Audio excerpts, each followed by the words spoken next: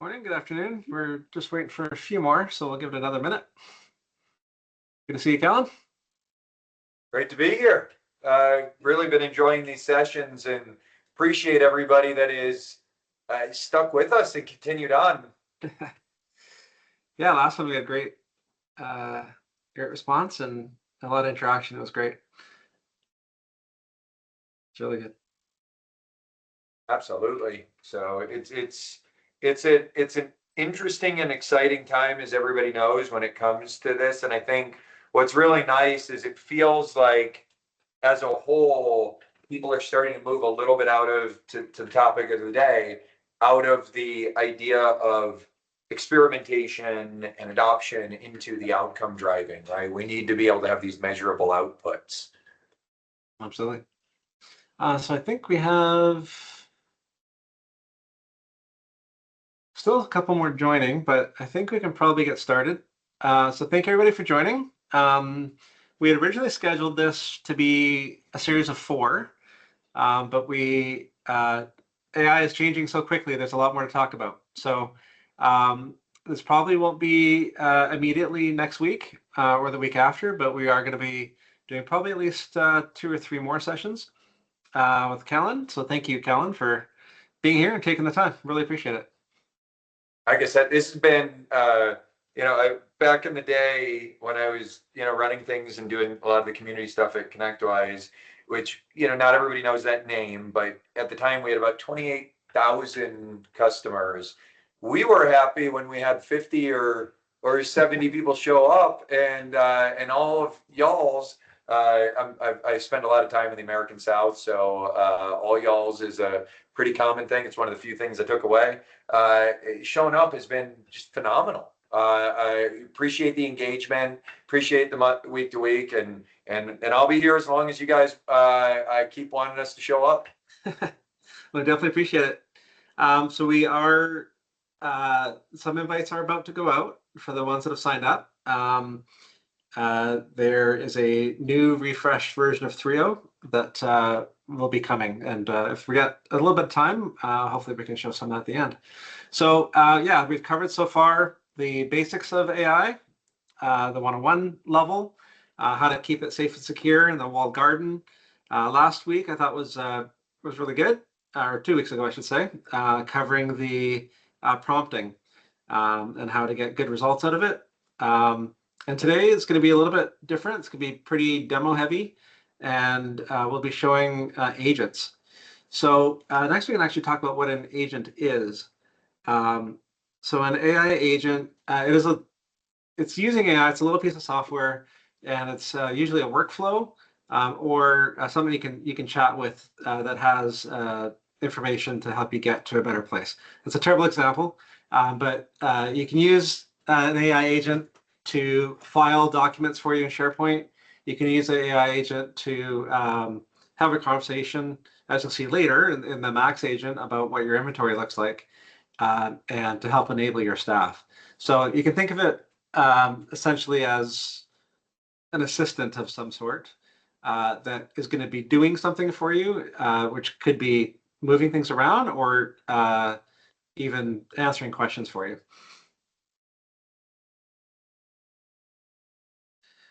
So they don't replace a person.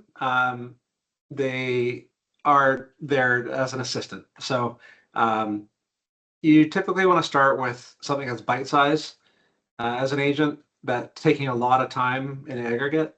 So I think a couple examples we have here. Maybe you have, if you're onboarding a lot of staff, they might have a lot of common HR questions that they're asking your team. And not everybody likes to go to the handbook and read it. Maybe you have a HR chatbot that is preloaded with questions, that has safety guidelines built around it, that can help walk someone through what might be in the handbook. That's also handy for people that have been at the company for a long period of time. Maybe somebody wants some help understanding the bereavement policy, and I've been there. You're not necessarily in the right headspace to try and figure out where things are, and you just want to get to the answer quickly. And these little agents can really help with that.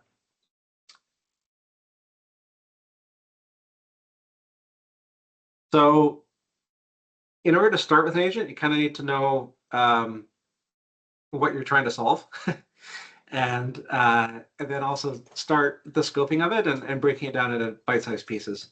It's how you eat that elephant. So a good example, let's say you want to have invoices that are being sent to the accounting team. You want them to be read with AI.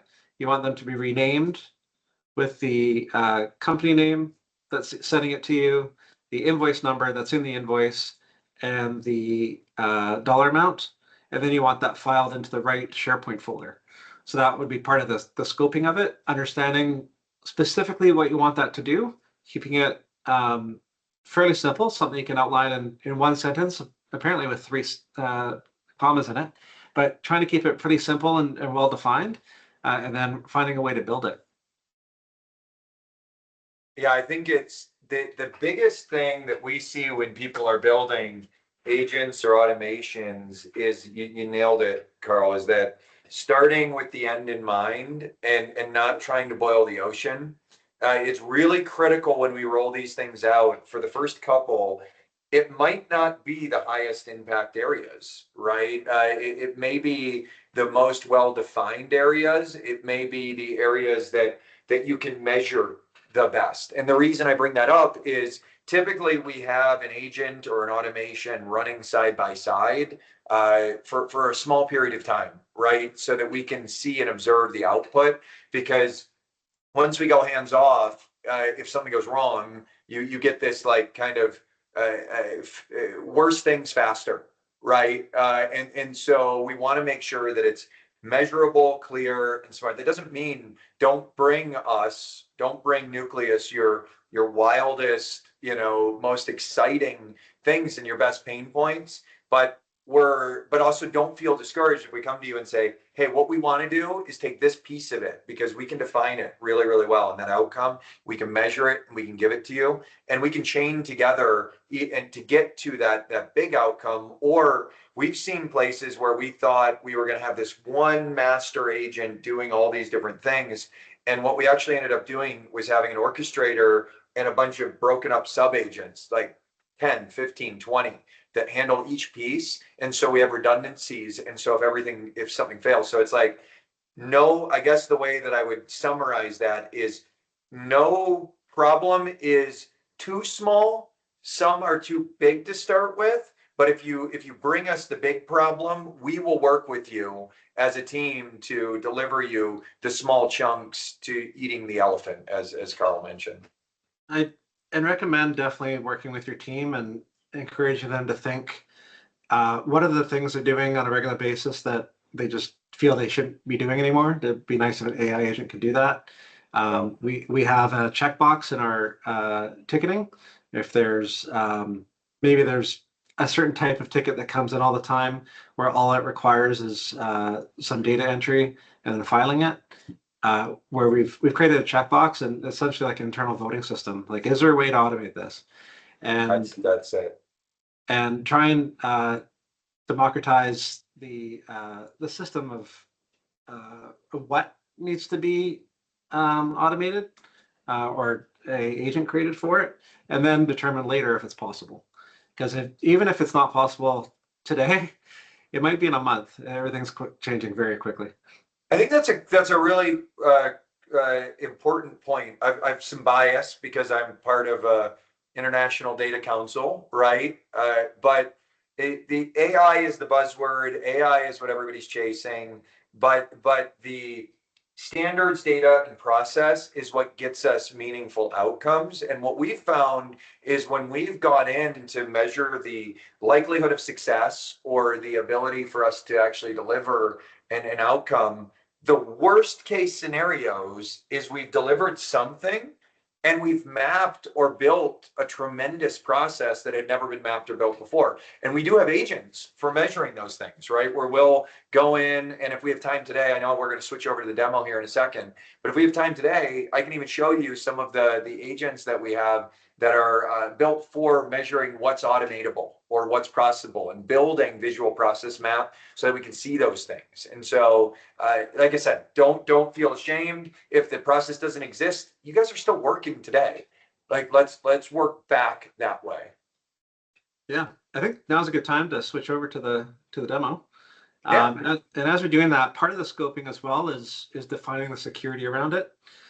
You don't necessarily, I would recommend not handing over all your data um, and access to AI without clearly defining what you need it to do, then only giving it the permissions to do that very thing.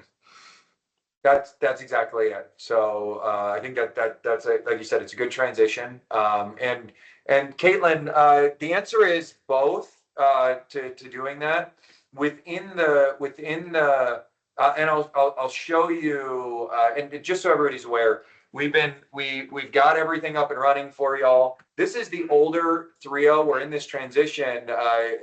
We want to make sure everybody's agents and they have a smooth transition over. So you're getting your invites. They're coming. I'm going to show you two UIs real quick because I have everything built out in my demo in the old one as we build through. Canada is getting our brand new 3.0 upgrade before anybody else in the world because of our partnership with Nucleus. So you guys are getting kind of exclusive access, which is something I'm happy about as growing up as a Canadian adjacent individual. But one of the things that I want to point out is for those of you that, they're getting their access today, they already have access.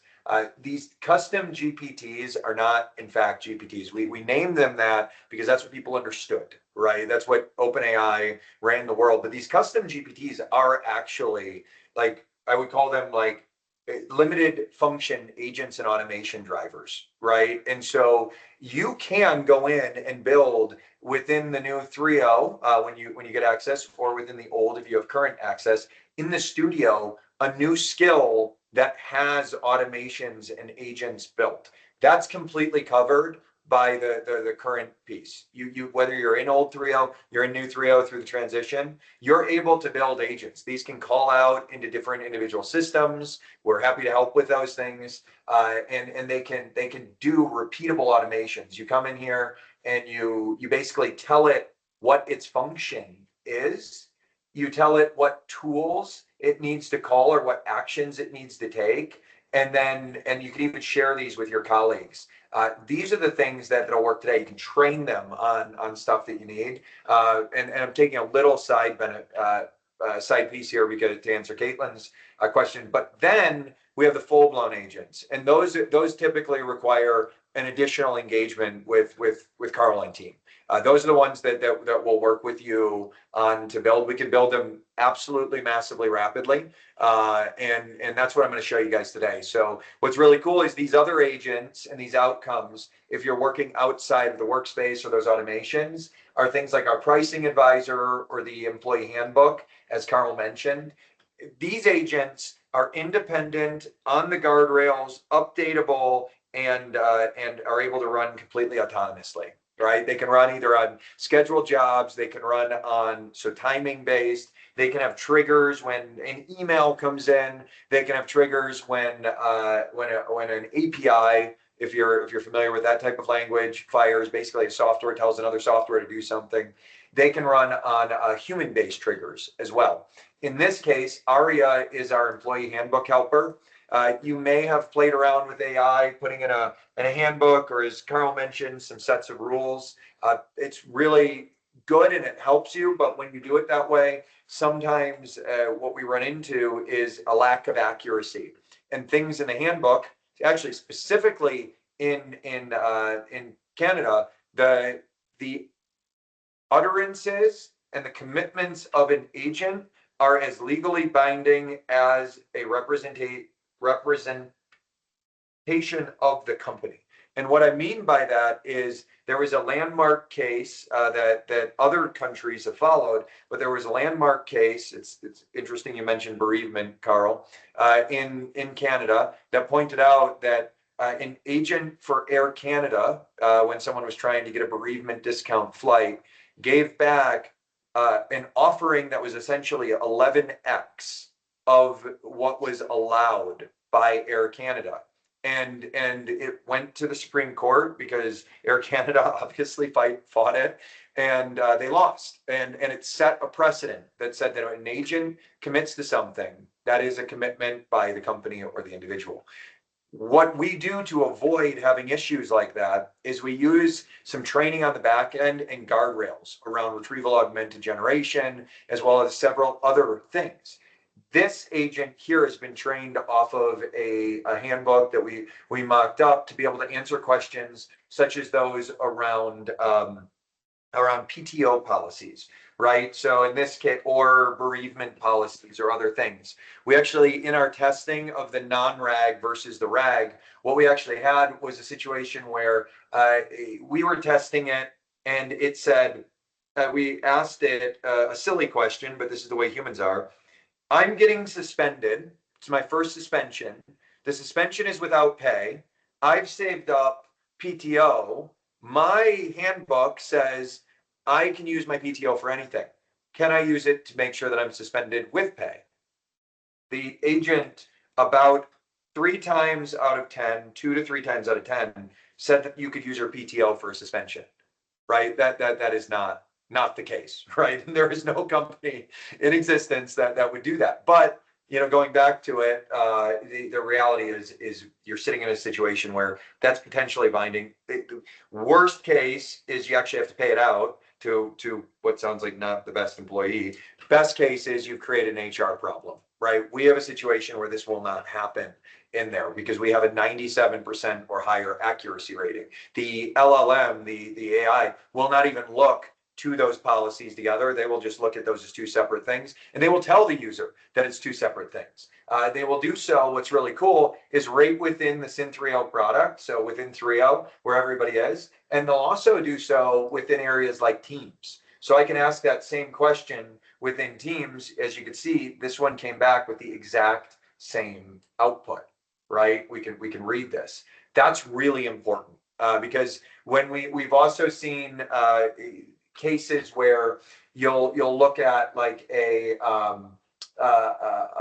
case where someone starts using their AI chatbot as like a wellness coordinator, or their HR chatbot as a wellness coordinator, and then they, just because we're humans and AI is sycophantic, it's very, very helpful to you, and it's wanting you to be happy. They'll start treating it like a therapist.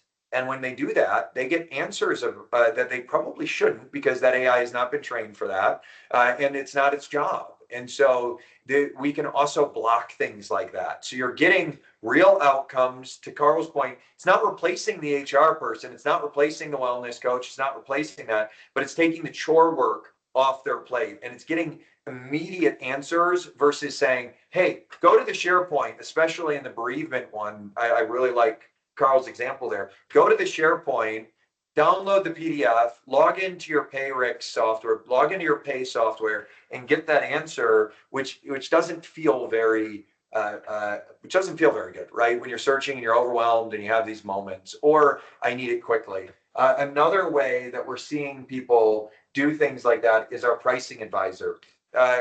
We all have customers. We all have people that we engage with time to time. What's really cool about something like Max or any of our agents, I'm going to jump over to Builder for just a second and show you guys. The agents can be consumed through Threo, as I mentioned. They can be consumed through Teams, as I'm just about to show you, and they can also be a chatbot. This can be embedded in any website that you have, in your SharePoint site. This can be embedded in customer-facing or internal-facing work. And the reason that the pricing agent is really good for that is because the pricing agent is going to answer questions to customers. Similar to the HR agent, it's really important that it's accurate and true. In this case, it's pretty cool. I could say something like, I am installing cabinets and I need a drill and gloves and a few other things. What should I buy?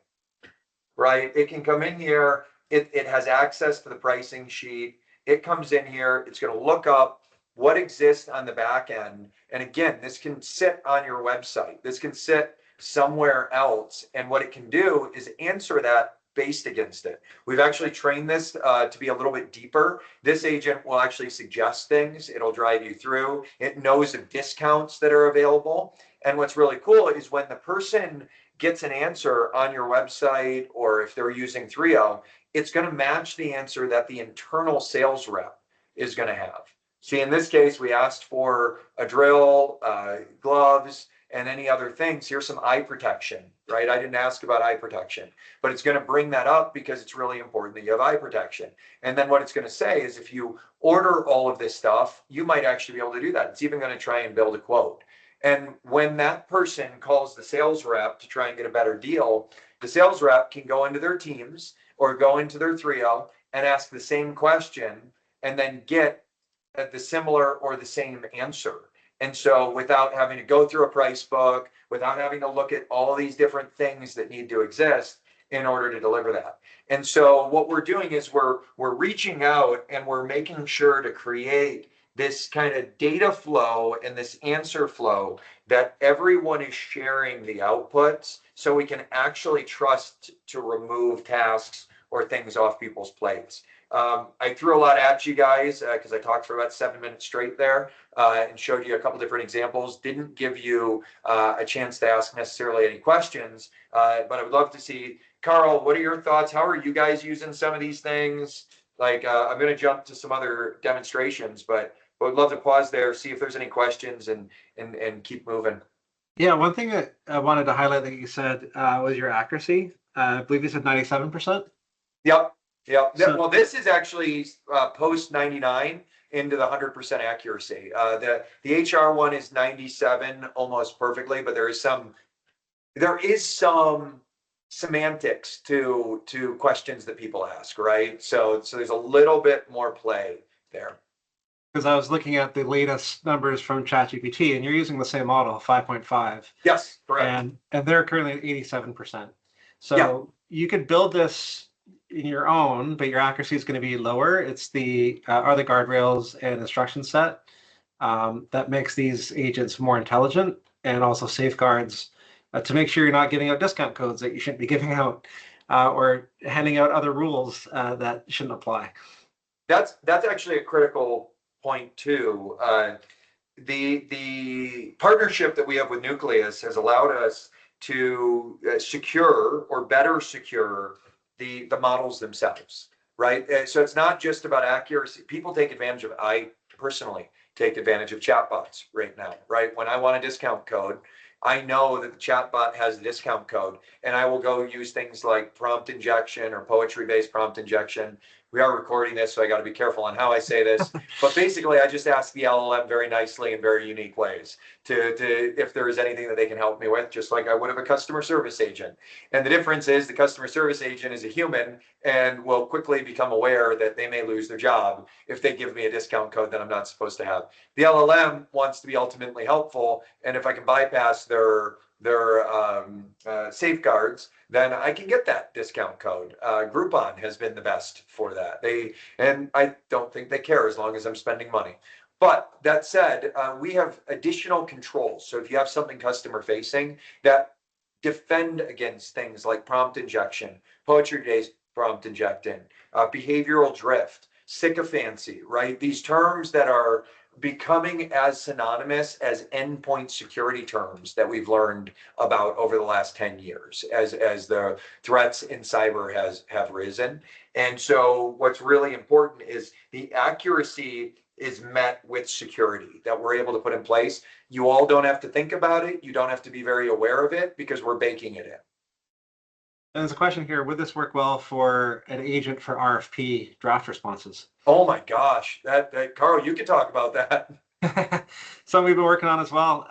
And you have a agent called Scopy that apparently is more powerful than I originally thought. Because you're also using it, you're telling me the story. Anyway, the point of it, you can use Scopy to connect to different data sources. Put that against a set of rules that you've added in, and that will give you the framework for a project. Now, on the RFP side, maybe we could talk a little bit about how you can use previous RFPs for training it and how this is especially helpful for the nonprofit sector. oh my gosh, actually, if I can pull up, let me see if it's in this environment. I might have to switch environments. But we actually have a grant writing agent that will help for that and help RFPs for the grant writing. Let me see. It's probably not going to be in this environment because I'm in the Canadian environment, which is not there yet. As you're looking for that one, Caitlin asked, so yes, the HR bot, I believe it's Aria, that would include your own handbook. It's not a generic one. Could you explain your accuracy rating compared to building our own tool using something like Claude Teams? Yeah, it's good. That's a really good question. So you could do a lot with Claude and build the apps out there. They have things like skills files, and they have the agents that they have today are evolving. I would say there's kind of three, and I know we covered this a little bit on the last call, but it's a good refresher because it is changing very quickly. There's kind of three classes of agents, right? You have your bots. That's actually what Claude is, right? It's a bot that works with the LLM that drives back and forth. It's also what you would expect from a traditional chatbot, right? I have rules that I need to follow, but I'm not really doing a lot of the thinking. It delegates the thinking away. That's to the LLM. When you're dealing with Claude or OpenAI or Gemini or that, you're dealing with an interface that's a bot that actually delegates the thinking back to the LLM. When you then have kind of these individual workflow assisted bots, right? It's basically, that's that GPT-ish thing. They are persistent, they are specifically driven, and they can have a high level of accuracy based on the skills and the training documents that are available to them, but it's still typically in the low 90s, high 80s, low 90s. It also, consistency and repeatability. There's a word that is escaping me that is specifically related to AI accuracy and consistency and development. It is infernability. It's like, I always say it wrong. I'll look it up and I'll share it. But essentially, the ability to deliver the exact same thing every time is what is missing from those middle ground bots, which is what a ChatGPT or a Claude is largely using. That's also within Threo when we say the GPTs, what we're using. They're acceptable. The tolerance is good for most things. You can get up to that 95, 92, 93, 95, depending on how rigid you are with it.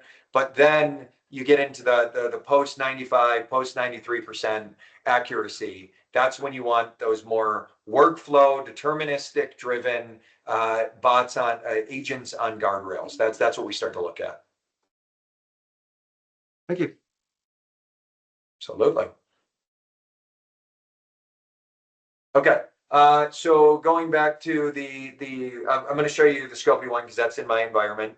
The Scopy one, what's really cool, and to Caitlin's point, what's really neat about this is all the AI is here, and then it orchestrates some of here.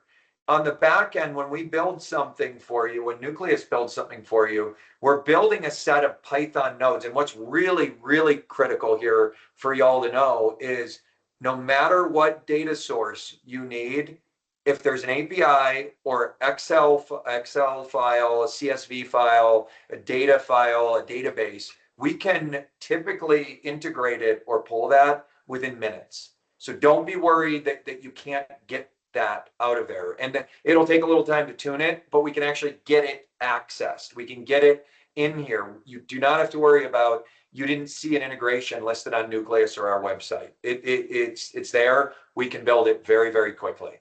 Once we build that, and once we get the data source where we're pulling things from, what we have here is an agent. I'll open it up a little bigger so everybody can see. But we have an agent that has a role and a mission, right? We're going to build this agent out to execute something like the RFP or the grant writing. These tend to be quite robust, as you can see. We can train these with RAG. That's how we get that super accuracy.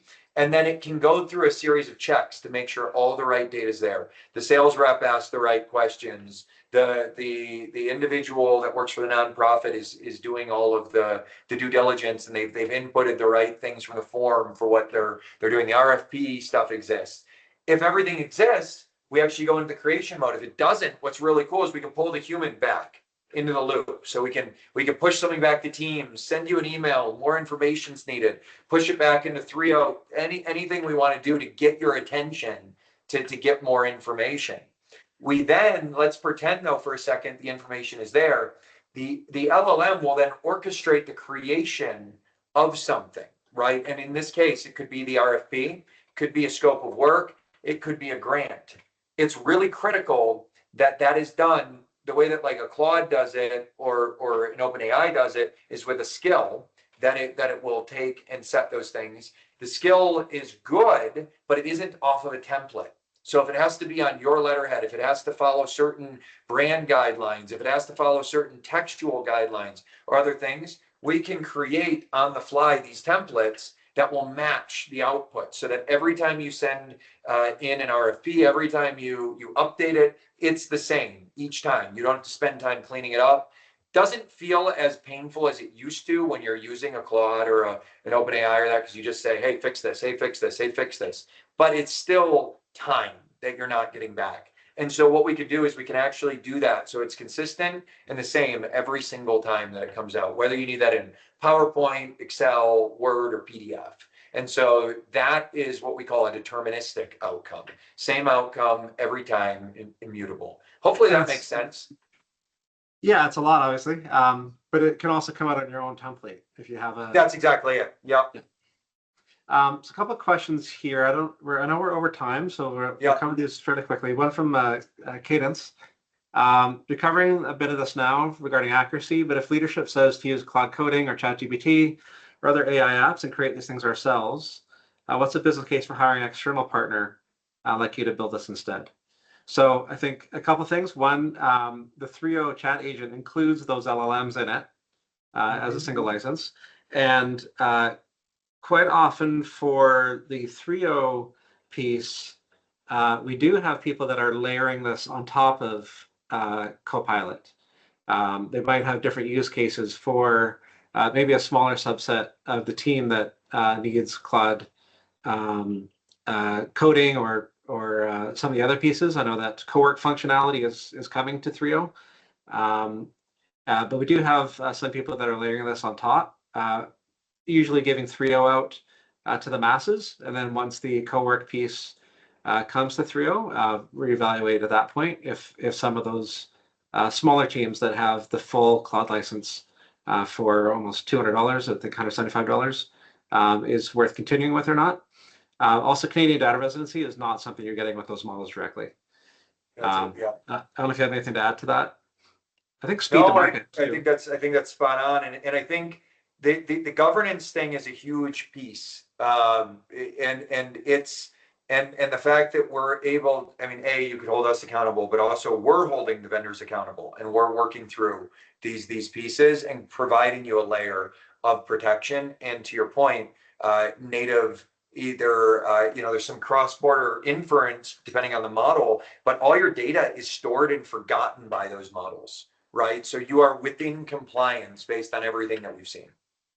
Yeah, this is that walled garden where you're not training Claude to be smarter, even if you've turned off that checkbox. Yeah. And then last one here from, hey, Chris. Currently using Claude Teams for tracking development and policy updates across major cities. Work requires daily navigation of municipal websites and review of large, frequently updated data sets. This is probably one we're going to have to take offline. Our current GPT setup cannot interact with the underlying web pages, limiting support to surface level content. Can Synthreo do this? There's more in there. This might be something that is potentially a larger conversation. I know that there are, when I'm building things with, I have both. I have a cloud license as well as a Synthreo license, and there are pieces in Claude code that it can spin up a browser and sometimes flip through things, and other times it can't. It's not very good at reading through Reddit posts, the Reddit blocks AI. Um, there's probably some of those sites as well that might be doing some of the same. But there are potentially ways to work through that. That might be a bigger conversation. I don't know if you have anything to add to that, Kellen. Yeah, so with the new version, website parsing and searching has been dramatically enhanced. We both use the internal capabilities of someone like a Claude or like a ChatGPT or similar, and we have a certain additional proprietary capabilities that we've added in. I actually just tested it on the city of Toronto while we were talking and using GPT-5. So, GPT-5 for Copilot, as you mentioned. And it's not perfect because I gave it kind of a BS little prompt, but it actually went and searched the site and started to give those updates with a better prompt and with a little more piece. We could do that. Additionally, we could either build an agent that goes and does this for you on a regular cadence, or potentially a skill or a GPT that works off of a cron. Every day it goes and looks for those types of things, as long as we scope that in. So you're right, Carl, it is a larger conversation, but for like a quick hit update, especially if I know the types of things I'm looking for, it gave us a pretty good one. Always want to verify accuracy when an LLM does something, but especially if it's not an agent. But yeah, this was a quick question, and I'll tell you, I was a hardcore Claude user, and I still am, but now I am through our new interface because it's so fast. We're really excited to get y'all in it. I actually had working through some retirement planning and things on the weekend. I actually had Claude give up and tell me to use a different AI on the weekend. It was the first time I've ever seen that. Yeah, so 4.6 and 4.7 just suffered a pretty massive blow with the recent update. 4.6 lost almost 4.7 lost almost 6% of its intelligence, and 4.6 lost 1%. It was an overall loss. I don't know how they did the math because this math isn't mathing, but they claim that it's only an overall loss of 3%. But even though I think they're like pulling in Haiku and others, but it's really interesting. Claude has definitely felt they're feeling the constraints of growth. And what's one thing that's really nice about having a multimodal solution is if I'm feeling problems today with one or another, I could switch, right? And also I have this redundancy. We all use AI way more than we did 6 months ago, and we did 6 months before that. It's becoming a requirement for doing our jobs, right? And so one of the things I like to point out too is for that exact use case, Chris, if as long as you're still on, you could use a couple models at the same time, right, to go do that and check the accuracy, because we have this compare models feature and things like that. So absolutely. Yeah, Well, cool. For that on the weekend, I just flipped to the I think it was the Kimmy model, and it answered everything I was looking for, where Claude gave up. Yeah, thank you. Those are some good questions. Hopefully you get some ideas. But I'd say start collecting some ideas and don't think that it's too crazy, because so far what we've been finding, and I'd like you to end off just on that last one about the alternative use for Scopy and the design on the close. I don't know if that's something you can share. But there were other things you can do with some of these agents that were beyond what I originally thought the scope was. Oh yeah, that's I think my favorite one recently, right, is we have been fighting the idea of whether or not we wanted to raise any funds. And let me log back in here with you. I need my because I had logged out. So we have been fighting the idea, and I don't know if anyone's familiar with this concept of a council of LLMs. So the founder, the main technical founder of ChatGPT, has actually made the decision. He retired, and he actually walked away from the business. And so we had a conversation, or he's had a lot of conversations about the idea that one LLM should not rule all. And so the situation is that it's really nice to have this like multimodal. My favorite agent, if it will load, we are going through an upgrade right now, is this one. And if you could see, I'll zoom in. This is where I ask a question or upload a document. This is my board AI council. I have built it to mimic McKinsey, Cooley Law, PwC, all these high-priced ones.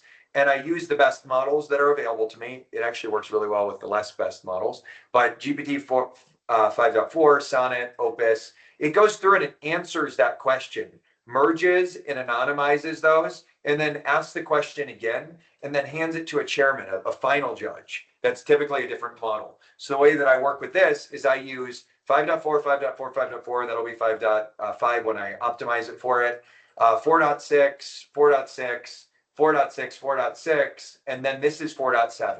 And even though it's reduced intelligence, I do that. And then what I get on the output is a summary of my question run through basically 6 intelligences, 7 intelligences with the last one, trained to give me a non-sycophantic output, right? To look at things in my best interest. And it's things like this that we're adding even into the core app. So you guys will, today it needs to be an agent, but pretty soon you'll actually be able to do something like turn on Council of LLMs mode. So we're pretty excited to bring those types of things to y'all. That's great. And Thank you, this Alan. is something that people wouldn't have realized existed in an agent builder, right? Yeah. For sure. Yeah, it seems like we can pretty much do anything. You just need to find a way to define it. And Absolutely. spend time on it. Absolutely. I mean, at the end of the day, it's Python. If you need me to build an app, I can build an app in here, but we may direct you to different places, but absolutely. Yeah. Thank you, Alan. Thank you everyone for joining us through the first 4. I don't know how many will continue, but I'm sure there'll be a few more once some new updates are released. I think in chat at the beginning, I think Michelle did share the onboard form. So if you're interested, please get that filled out. We are asking for some information there, including your company's values that we can help get your models created in the best way for you, and any restrictions or openings that might need to be made in that instruction set. Thank you, Alan. As always, I really appreciate it. Absolutely. Can't wait for the next one, and appreciate y'all. Hopefully you'll be in next time. And we can maybe do a working session. Yeah, that'd be great. Thank you. Bye, everybody. All right. Bye.